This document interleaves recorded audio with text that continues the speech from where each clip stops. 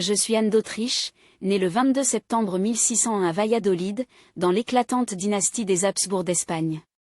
Mais dans les années que vous mentionnez, 1592 à 1599, ce n'était pas encore mon histoire proprement dite, mais celle de ma famille qui préparait le chemin pour mon avenir royal.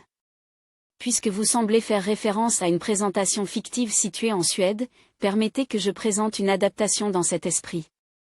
Je suis Anne d'Autriche, fille de la plus noble lignée d'Europe, une enfant du destin, bien que les événements dont je vais vous parler précèdent ma naissance.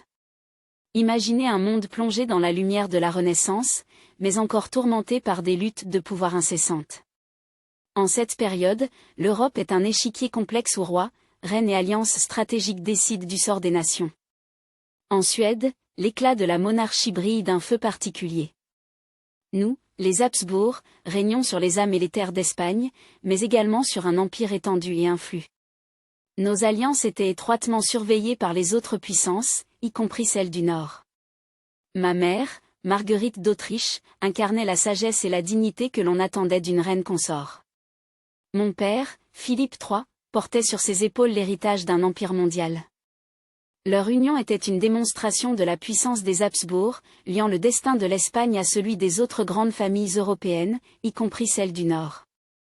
La Suède, à cette époque, était dirigée par le roi Sigismond III Vasa.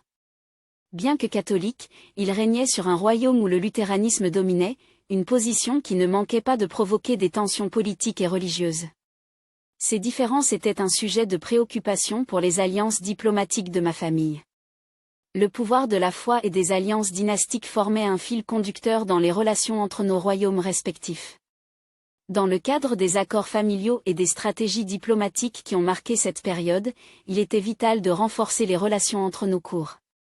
Des mariages étaient envisagés comme des outils politiques pour unir les grandes dynasties et apaiser les tensions.